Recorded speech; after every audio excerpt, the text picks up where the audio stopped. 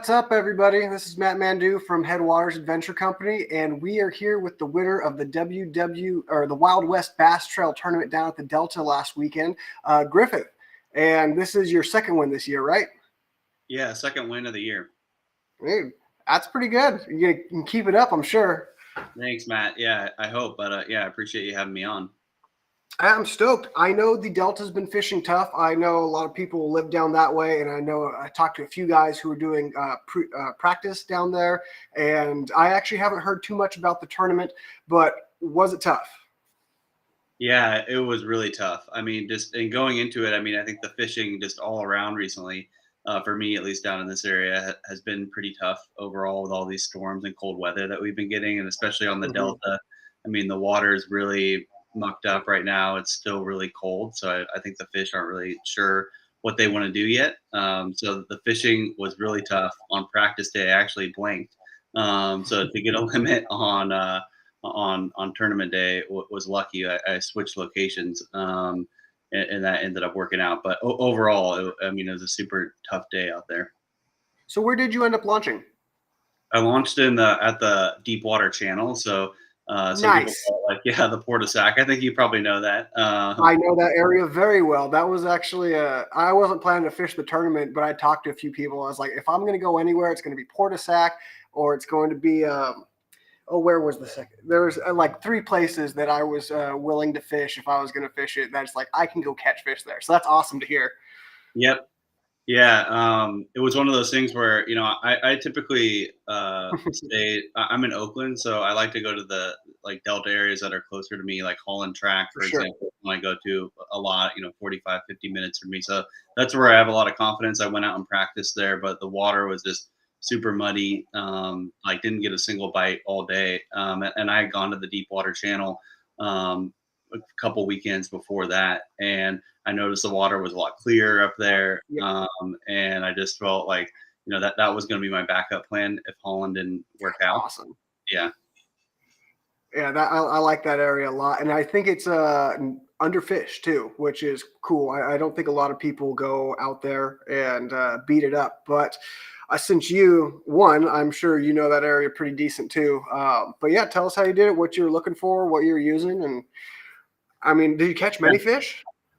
No, I did not catch many fish. So I had gone out there, like I said, a few weekends before, and I only caught two, but they were the right size fish. I caught like a 19 Mhm. inch and a 16 something out there. So I'm like, all right, well, it's fishing okay. And then, I was kind of thinking about, okay, I'm going to the Deepwater Channel and kind of visualizing, what I was going to do out there. And I was like, well, I think it's going to be windy in the morning. I'm going to throw a chatterbait to start off. So if you're familiar with that area, there's like the Lake Washington Yep. portion of it, and that's like one of the only areas that has like reeds. So I ran to that area at the beginning, and around 7:20, like 20 minutes into the tournament, I just had one of those casts with the chatterbait that I made next to the reeds, and I'm like, oh yeah, that's the one that I was thinking about last night. And I just reeling it in, and I got a decent fish there, like a 14.75, I think, on a chatterbait about 20 minutes into the tournament. And then I was feeling, okay, this is confident. Like they're boosting my confidence. I'm going to be able to just run a chatterbait pattern for a while. And then I had gone around like throwing a chatterbait, throwing a Senko, throwing a spinnerbait. And all of a sudden it's like 10:45 and I didn't have another fish. So I went from being really confident to like, man, that might be the only bite of the day when you have 3.5 hours go by. So I ran like down the channel, like pretty far down the actual Deepwater Channel itself, and was still trying to run that same pattern, throwing a jig on the Mhm. rocks and whatnot, and it wasn't working out. And it was pretty windy. Like I was getting beat up out there in that big open channel. So I had switched sides to kind of duck from the wind, and it's a side that I had never fished before, like that left side down the Deepwater Channel, and I was just sitting there, and it was calm, and I could see grass and like with like 3 feet of water above it, and I knew that hey, there has to be fish here, and I just told myself that hey, I'm gonna throw a Senko. When all else fails, I'm gonna throw a Senko for an hour. It was 11 then. I only had the one fish, and I said I'm gonna work this 100-yard stretch that has this grass and rock, and work that. And then within a few minutes, I caught another. there. And then in the period from 11 to 12, I caught two more fish. So I had 3 in total. And then I just essentially found an area back on the other side of the channel again that had that same rock with grass, and was able to catch 2 more there, just kind of That's dragging awesome. through the grass. And I do want to say, I know we got a handful of people watching. Feel free to ask any questions in the comments below, just so if you are interested in what he has to say, put it in there. The other thing too, that area is awesome, and just for next time you're out there, try the lipless too. It's killer out there. But that's awesome. It sucks to have to slow down, but it is that time of year, especially with the dirtier water and the colder water. You have to really be, methodical and willing to change what you want to do. It's like, this is what's going to work. And then you're like, it's not working, and having to switch that up. What was the biggest fish you got out there? It was a 16.75, I believe. Okay.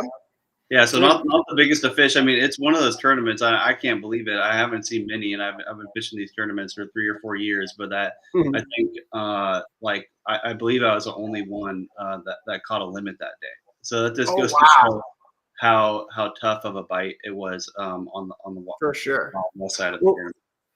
So the cool thing that I'm sure you know about the deep water channel is because it doesn't have direct flow from a river. It just has the tide that pushes the water in and out.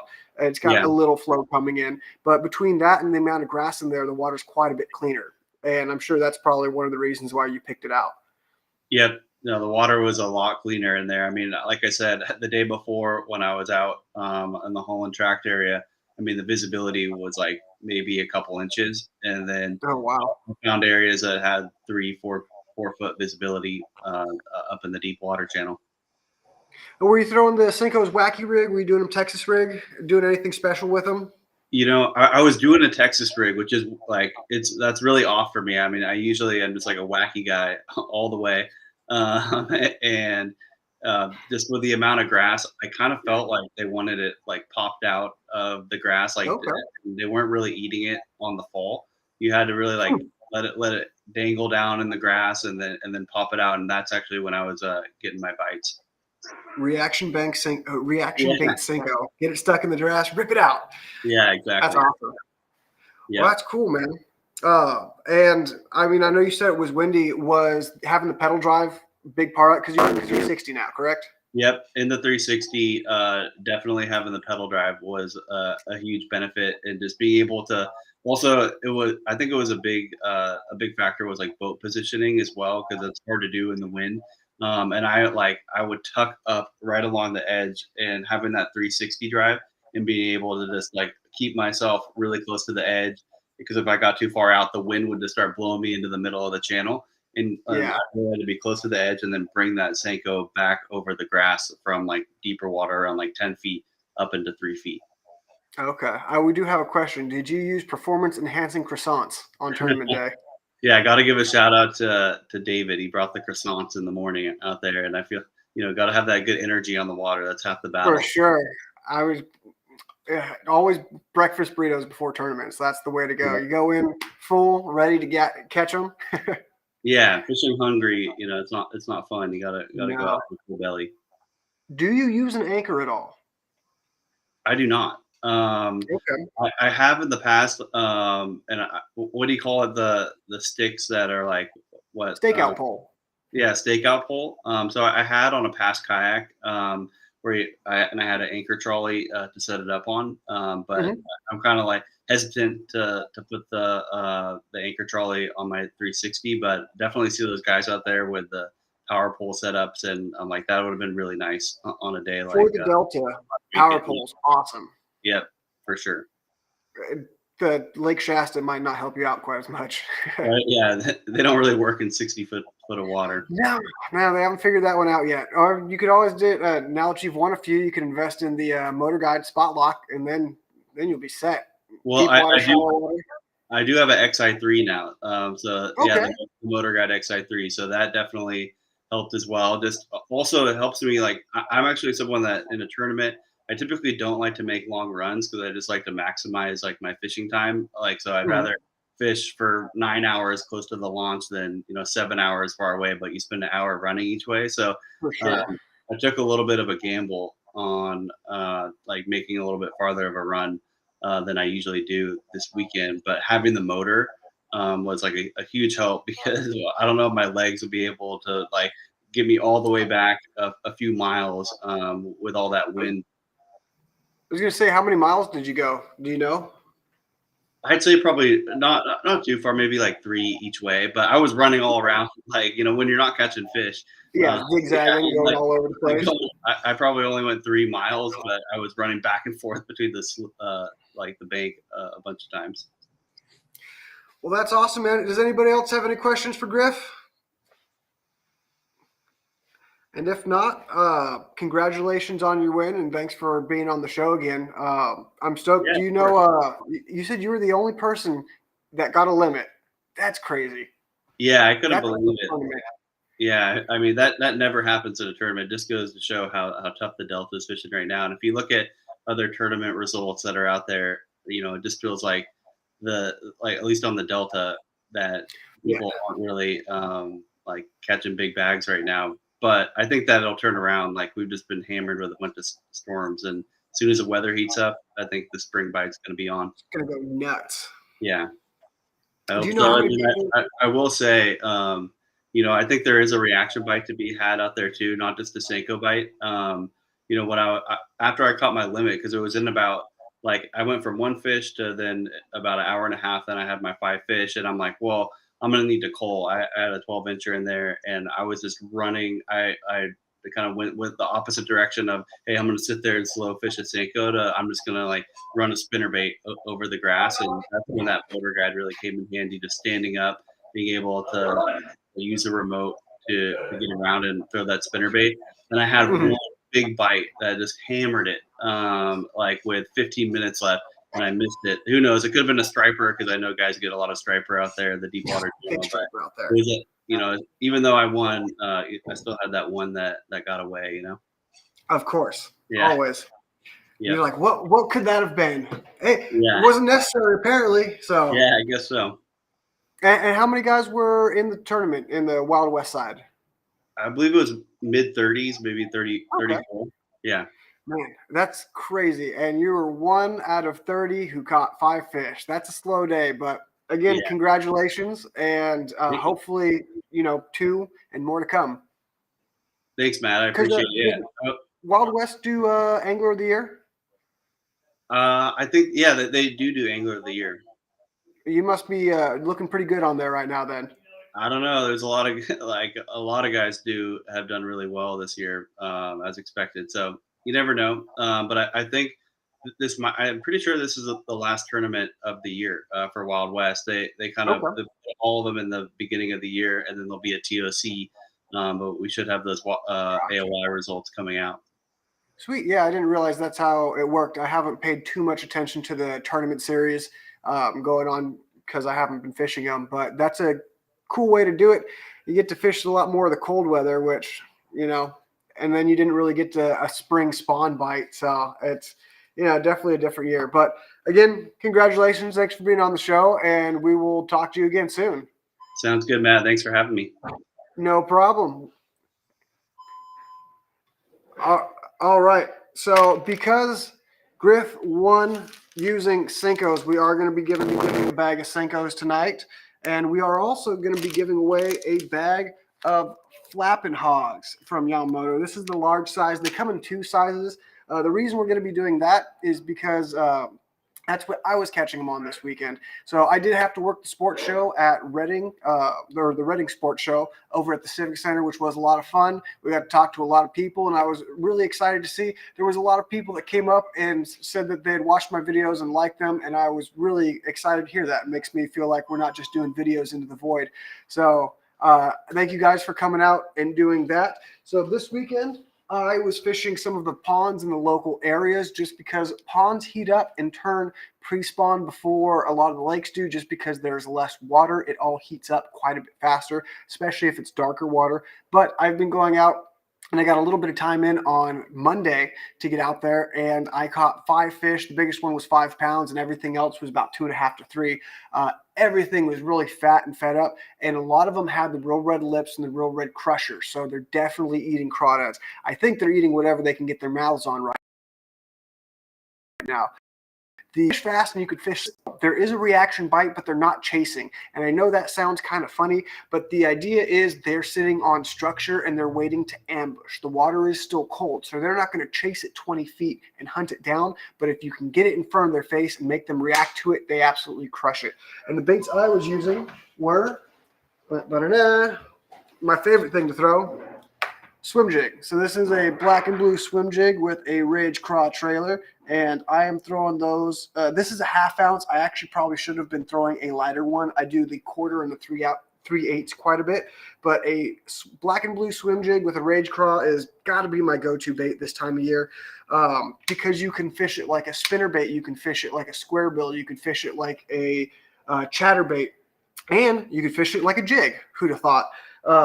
It's one of my favorite baits because you can cover water with it, and because of the shape of the head where it's pointed, it comes through grass, it comes through cover really well. So after your cast, if you're not catching anything, you can pick it up and flip it, shake it, swim it out of the wood. So that's one of my favorite things to do. I've got that on 17-pound line, and this one is a 7.2. It's kind of a medium heavy, moderate fast. It's a reaction bait rod, which I know the eye rods that we carry, we have a swim jig chatterbait rod that's also great for a spinner bait if you want something a little bit longer. But definitely check those out. It's just a heavy setup. Like, I was out in the Delta before I moved up here, and it's one of my favorite ways to fish. It's shallow, it's fast paced, and there's a lot of power to it. So the cool thing is with those that I was bumping tree limbs that I knew were there, and also rocks and rock piles. Who's moving my mouse?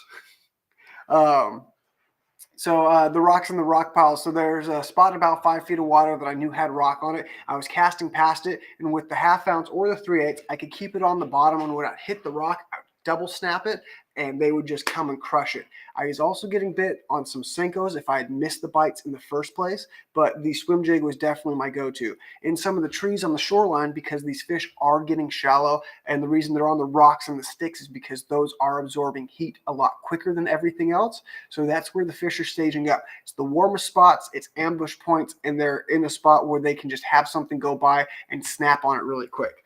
So in the tree limbs, I was doing a heavier setup, so I've got 65-pound braid to a 20-pound fluoro, and I was throwing the flapping hog. So the flapping hog is an awesome flipping bait. It's a great jig trailer. It can do just about anything, but it's big and it doesn't have a lot of action. And the reason you want that is because these big fish, they're either going to react, like I was talking about with the swim jig, or they're going to eat an easy meal. A big profile bait that falls very slowly and doesn't have a lot of action, it doesn't look like it's going to escape. If you have something that's flailing all over the place, it's going to look like it's going to dart off a lot quicker, and they might not pick it quick. So if you flip this next to cover and let it fall, I've only got a 3/16 ounce weight, and I do have a heavy gauge flipping hook. Flip this into and next to all the wooden cover that you have. Sorry.